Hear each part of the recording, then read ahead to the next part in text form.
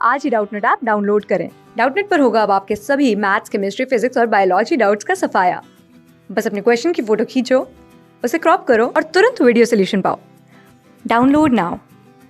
Hello everyone, हम पढ़ रहे थे एक कहानी जिसका शीर्षक था स्मृति। और यह पाठ कक्षा 9 की पुस्तक संचयन से लिया गया है और इस पाठ के लेखक श्री राम शर्मा जी हैं। अभी तक हमने इसका पाठ का पहला भाग पढ़ लिया है। इस पाठ में हमने जाना था कि लेखक श्री राम शर्मा जी ने अपनी एक बचपन की घटना का जो जिक्र था वह हमारे साथ किया हुआ है। और साथ ही साथ इस पाठ में लेखक ने बताया कि जो बच्चे होते हैं किस प्रकार से उनका बाल मन कितना चंचल होता है और कितना शरारती होता है और उन्हें किसी की चीज की समझ नहीं होती और किसी भी अपनी बात का, अपनी गलती का अंजाम भी उनकी समझ में नहीं आता कि अगर वो जो भी कर रहे हैं उसका अंजाम क्या होगा।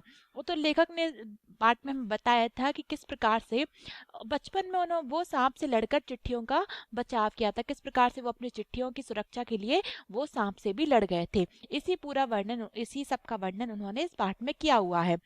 अब पढ़ेंगे हम इसका दूसरा भाग। कुएं की पाट पर बैठे हम रो रहे थे, छोटा भाई ढांडे मारकर और मैं चुपचाप आंखें डबडबाकर। ढांडे मारकर का अर्थ होता है बहुत अधिक, बहुत जोर जोर से रोना।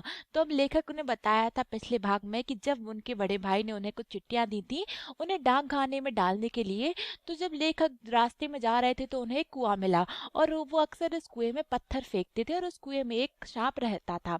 तो जब लेखक ने उस कुएं में पत्थर फेंकने के लिए जैसे ही हाथ उठाया तो उनके हाथ की जो चिट्ठियां थी वह उस कुएं में जा गिरी। अब कुएं में जब गिर गई तो लेखक को और उनके छोटे भाई को इस बात का डर हो गया कि जो उनके बड़े भाई हैं वो उन्हें उन्हें अब मारेंगे और डांटेंगे। इसीलिए वो कुएं की जो पाट बनी होती जहां पर कुएं पर बैठते हैं तो वहां पर बैठकर लेखक और उनके छोटे भाई रो रहे थे। पतीली में उफान आने से ढकना ऊपर उठ जाता है और पानी बाहर टपक जाता है। निराश, पिटने के भय और उद्योग से रोने का उफान आता था। लेखक ने बताया है कि किस प्रकार से जब पिटने उन्हें उनके मन में निराशा आ गई, उनके मन में पिटने का भय आ गया और उद्वेग। उद्वेग का अर्थ होता है बेचैनी। तो बेचैनी से किस प्रकार जो इंसान का मन होता है वह रोने का मन करने लगता है। और साथ ही साथ पलकों के ढकने भीतरी भावों को रोकने का प्रयत्न करते थे पर कपोलों पर आंसू लुढ़क ही जाते थे। कपोलों का अर्थ होता है गाल पर। तो और माँ की गोद की याद आ जाती थी। तो लेखक ने बताया है कि जब उनसे इतना बड़ा गलती हो गई, इतना बड़ा नुकसान हो गया और उन्हें अब इस बात का डर सता रहा था कि अगर वो वापस घर गए तो उनके जो बड़े भाई है वो उन्हें डांटेंगे और मारेंगे। इसी बीच के इसी निराशा से और पिटने के डर से और इसी बेचैनी के कारण लेखक और उनके छोटे भाई अब बैठकर रो रहे थे और किस प्रकार से उनके जो छोटे छोटे गाल थे वहां पर आंसू ढुढ़क रहे थे और लेखक को अब अपने माँ की गोद याद आ जाती है। तो हम सभी जानते हैं जब बच्चा किसी बात से बहुत परेशान होता है, दुखी होता है, निराश होता है तो उसे सबसे पहले अपने माँ की गोद ही याद आती है। क्योंकि एक माँ की गोद ही ऐसी होती है जिसमें जाकर हम अपनी दुनिया के तमाम परेशानियों को भूल जाते हैं और माँ के आंचल में सिमट जाते हैं। इसीलिए लेखक को भी अपनी माँ की गोद की याद आ रही थी।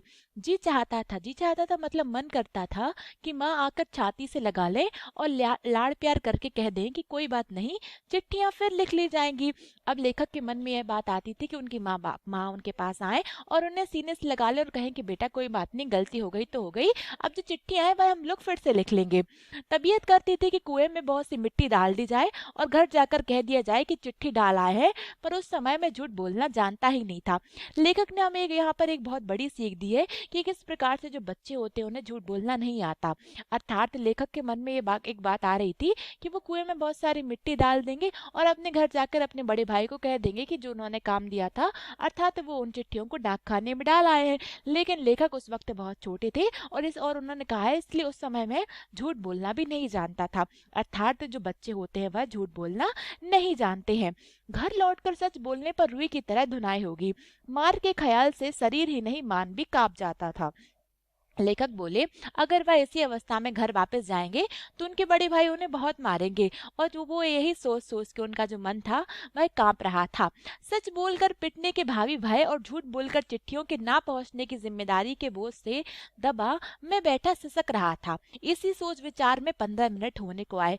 देर हो रही थी और उधर दिन का बुढ़ापा बढ़ता जा रहा था। कहीं भाग जाने की तबीयत करती थी पर पिटने का भय और जिम्मेदारी की दुधारी तलवार कलेजे पर फिर रही थी। दुधारी का अर्थ होता है दो धारी वाली वाली तलवार। अब लेखक ने बताया है कि सच बोल अगर वो घर गए और उन्होंने अपने भाई के सामने सच बोल दिया कि चिट्ठियां उनसे कुएं में गिर गई हैं, तो वो उनके भाई उन्हें बहुत अधिक मारेंगे और पिटने का उनके मन में आशंकाएं आ रही थी। और अगर वो झूठ बोलकर घर गए और उन्होंने घर में कह दिया भैया से कि मैंने चिट्ठियां जो है वह डाक खाने में पहुंचा दी हैं, तो उन्हें लग रहा था यह उनकी गलती होगी और उसी जिम्मेदारी के बोझ से अब लेखक मन ही मन परेशान हो रहे थे और बैठे बैठे सिसक रहे थे। इसी सोच विचार में लगभग 15 मिनट होने को आए। अब उन्हें लग रहा था कि अब तो देर हो रही है और उधर जो सर्दी के जो इतनी कठिन दिन थे वह भी अब लगातार सर्दी बढ़ती जा रही है और अब रात होने को आ रही है। इसीलिए उनका मन कर रहा था कि अब कहीं मैं इन सब चीजों से कहीं दूर भाग जाऊं। एक तो उनके मन में पिटने का डर भी था और दूसरी तरफ उनके मन में एक जिम्मेदारी थी कि उनके भाई ने उन्हें एक जिम्मेदारी सौंपी है, तो उन्हें अपना काम अवश्य ही करना चाहिए। अब जो पिटने का भय और ये जो जिम्मेदारी थी वह दो धारी तलवार की तरह लेखक के सिर पर मंडरा रही थी। इसीलिए लेखक अब दुविधा में फंस रहे थे। अब आगे बताया गया है कि दृढ़ संकल्प से दुविधा की बेड़ियां कट जाती हैं। अगर हमारे मन में किसी प्रकार का अगर किसी चीज को करने का दृढ़ संकल्प हो, तो भले ही हमारे रास्ते में कितनी दुविधाएं कितनी बाधाएं आए, तो ये सारी दुविधा की बेड़ियां कट जाती हैं। अब मेरी दुविधा भी दूर हो गई। अब जब लेखक ने किसी प्रकार का दृढ़ संकल्प लिया तो उनके मन की जो दुविधा थी वह भी अब दूर हो गई थी। कुएं में घुसकर चिट्ठियों को निकालने का निश्चय किया। अब लेखक ने अपने मन में सोचा कि ना तो वो घर वापस जा सकते हैं, नहीं तो उनके बड़े भाई उनको मारेंगे, और ना ही वह अपनी इस जिम्मेदारी से छुप सकते हैं। इसीलिए उन्होंने दृढ़ संकल्प लिया और निश्चय किया कि अब वह इस कुएं में घुसकर चिट्ठियों को वापस बाहर निकालेंगे। कितना भयंकर निर्णय था, पर जो मरने को तैयार हो उसे क्या। लेखक कह रहे हैं ये जो निर्णय था, उनने जो निश्चय किया था कि वह कुएं में जाकर चिट्ठियों को वापस लाएंगे, ये बहुत ही भयंकर निर्णय था, क्योंकि जो कुएं में एक बहुत ही जहरीला सर्प बैठा हुआ है, मतलब सांप वहां पर बैठा हुआ है। इसलिए बताया गया है कि जो मरने को तैयार हो उसे किस बात का क्या डर है। मूर्खता अथवा बुद्धिमत्ता से किसी काम को करने के लिए कोई मौत का मार्ग ही स्वीकार कर ले, और वह भी जानबूझकर, तो फिर वह अकेला संसार से भिड़ने को तैयार हो जाता है। लेखक बता रहे हैं अगर कोई व्यक्ति अपनी मूर्खता से अथवा अपनी बुद्धिमत्ता से, मतलब अपनी बुद्धिमत्ता से ही अगर वो किसी काम को करने का दृढ़ संकल्प ले ही ले, और भले ही वह अपने रास्ते में अगर उसे मौत भी मिल रही है तो उसे भी वह स्वीकार कर सकता है, और वह जानबूझकर वह व्यक्ति अकेला ही पूरे संसार से, पूरी दुनिया से लड़ने को तैयार हो जाता है। अगर उसने किसी काम को करने का दृढ़ संकल्प ले लिया तो मौत भी उसे उस कार्य को करने से नहीं रोक सकती। और उसी फल की क्या चिंता, फल तो किसी दूसरी शक्ति पर निर्भर है। उस समय चिट्ठियां निकालने के लिए मैं विदर्भ से भिड़ने तैयार हो गया था। लेखक कह रहे हैं मुझे इस बात की परवाह नहीं थी कि मैं जो करने जा रहा हूँ उस बात का अंजाम, उस बात का फल क्या होगा। उन्होंने तो दृढ़ निश्चय कर लिया था कि उन्हें किसी तरीके से भी उस कुएं से उन चिट्ठियों को निकालना है, और इसी सब बातों को सोचकर वह चिट्ठियां निकालने के लिए उस विषधर, मतलब उस जहरीले सांप से लड़ने को भी तैयार हो गए थे। पांसा फेंक दिया गया था। मौत का आलिंगन हो अथवा सांप से बचकर दूसरा जन्म, इसकी कोई चिंता ना थी, पर विश्वास यह था कि डंडे से सांप को पहले मार दूंगा, तब फिर चिट्ठियां उठा लूंगा। बस इसी दृढ़ विश्वास के बूते पर मैंने कुएं में घुसने की ठानी। अब लेखक कह रहे थे कि भले ही अब यहाँ पर मेरा मौत से शाम ना हो। आलिंगन का मतलब होता है गले लगाना, कि भले ही मैं मृत्यु को गले लगा लूं या मैं सांप से बच जाऊं और मेरा दूसरा जन्म हो जाए, इसकी मुझे कोई चिंता नहीं थी। और लेखक को अपने ऊपर पूरा भरोसा था कि उनके पास जो बबूल का जो मोटा डंडा है वह उस डंडे से पहले भी बहुत सारे सांप को मार चुके हैं, और वो अभी भी इस सांप को मार देंगे और उस सांप को मार के फिर उन चिट्ठियों को वापस लौटा लेंगे। इसी अपने बबूल के डंडे के विश्वास के बूते ही वह कुएं में घुस गए, और उन्होंने ठान लिया था कि वह कुएं में घुसकर अपनी चिट्ठियों को वापस ले आएंगे। छोटा भाई रोता था और उसके रोने का तात्पर्य था कि मेरी मौत मुझे नीचे बुला रही है, यद्यपि वह शब्दों से ना कह सकता था। अब जो लेखक का जो भाई था वह बहुत ही छोटा था, और उसके रोने का आशय यह था कि वो समझ चुका था कि अब जो लेखक है वह मौत के कुएं में कूद रहे हैं, लेकिन वो छोटा बच्चा था इसलिए वह अपने शब्दों से नहीं कह रहा था, इसलिए वह लगातार रोता जा रहा था। वास्तव में मौत सजीव और नग्न रूप में कुएं में बैठी थी, पर उस नग्न मौत से मुठभेड़ के लिए भी मुझे भी नग्न होना पड़ा। लेखक ने बताया है कि वास्तव में कुएं में किस प्रकार से एक जहरीला सांप बैठा हुआ था जो कि नग्न अवस्था में था। अब हम सभी जानते हैं जितने भी जीव जानवर होते हैं, जंतु होते हैं, वह किसी प्रकार के वस्त्र धारण तो करते नहीं है, वह नग्न अवस्था में होते हैं। लेकिन लेखक को भी उस कुएं में उतरने के लिए नग्न होना पड़ा, क्योंकि उनके जितने भी वस्त्र थे उन्होंने उन अपने सारे कपड़ों से रस्सियां बनाई और इसी प्रकार उन्हें भी उसी अवस्था में कुएं के नीचे उतरना पड़ा। और उन्होंने बताया कि उनका जो छोटा भाई था वह भी नंगा हुआ। एक धोती मेरी, एक छोटे भाई की, एक चने वाली, दो कानों से बंधी हुई धोतियां, 5 धोतियां और कुछ रस्सी मिलाकर कुएं की गहराई के लिए काफी हुई। अब लेखक बता रहे हैं कि किस प्रकार से उन्होंने उस गहरे कुएं में उतरने के लिए बहुत सारी धोतियां, अपने पूरे वस्त्र और छोटे भाई के वस्त्र और उनके पास जितने भी वस्त्र थे और उसके पास आसपास जितनी भी रस्सी थी उनसे मिलाकर उन्हें कुएं की गहराई के लिए एक बड़े रस्से का निर्माण किया। हम लोगों ने धोतियां एक दूसरे से बांधी और खूब खींच खींच कर आजमा लिया कि गांठें कड़ी या नहीं है। अब चूंकि वो बच्चे थे फिर भी वो बहुत समझदार थे, तो वो किस प्रकार से उस जो उन्होंने एक रस्सी का निर्माण किया था तो उस रस्सी को बार बार खींच रहे थे और यह पूरा इसका जायजा ले रहे थे कि क्या यह रस्सी मजबूत है या नहीं, कहीं यह रस्सी बीच में तो नहीं टूट जाएगी।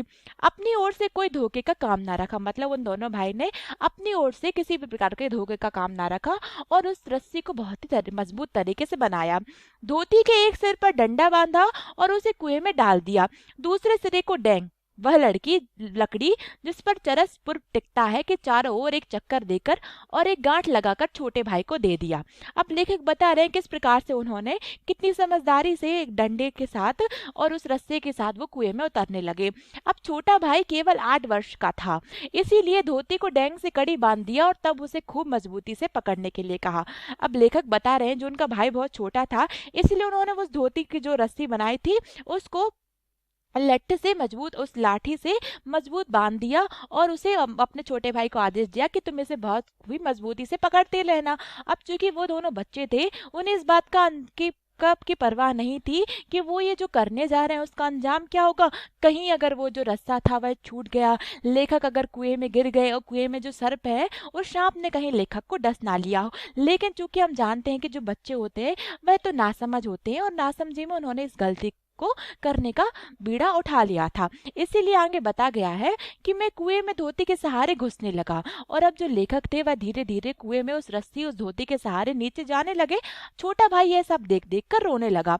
मैंने उसे आश्वासन दिलाया, आश्वासन का मतलब होता है भरोसा दिलाना। मैंने उसे भरोसा दिलाया कि मैं कुएं के नीचे पहुंचते ही सांप को मार दूंगा और मेरा विश्वास भी ऐसा ही था।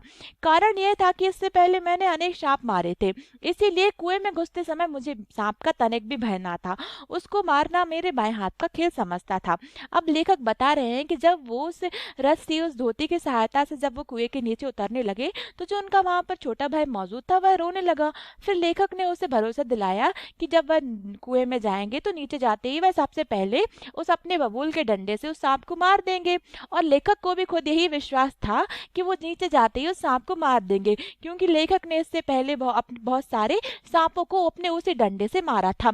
इसीलिए कुएं में जाते समय लेखक को थोड़ा सा भी डर नहीं था। उनको अपने ऊपर पूरा विश्वास था और अपने उस बबूल के डंडे पर भी, जिससे उन्हें बहुत अधिक लगाव था और उन्हें लगता था कि जब तक ये बबूल का डंडा उनके साथ है उन्हें कुछ भी नहीं होगा। और इसी विश्वास के सहारे वह उस मौत के कुएं में कूद गए। इसे हम मौत का कुआं क्यों कहेंगे, क्योंकि लेखक जानते थे कि वहां पर एक जहरीला सांप बैठा हुआ है, इसीलिए हमने इसे मौत का कुआं कहा है, क्योंकि वो सांप जो कभी भी लेखक को डस सकता है और लेखक की मृत्यु हो सकती है।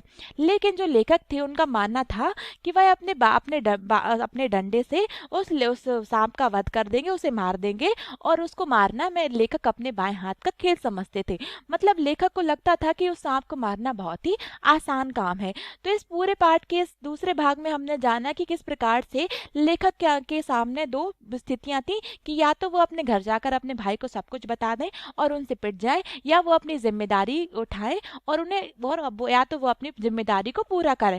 तो लेखक ने सोचा कि घर जाने से अच्छा है वो यहाँ से किसी भी तरीके से वो इन कुएं में जो चिट्ठियां गिर गई हैं उन्हें निकालते हैं। और ऐसा दृढ़ निश्चय करके अपने भाई की सहायता से कुछ अपने वस्त्रों से रस्सियों का निर्माण करके वो कुएं में नीचे नीचे उतरने लगे और उन्हें अपने ऊपर विश्वास था कि जो कुएं में जो सांप बैठा है उसे डंडे की सहायता से वो उसे मार देंगे, और ऐसा सोचकर जो लेखक है वह कुएं में उतर गए। अब हमारा यह भाग यहीं पर समाप्त होता है। इस पार्ट का अगला भाग हम अपने अगले वीडियो में देखेंगे। धन्यवाद।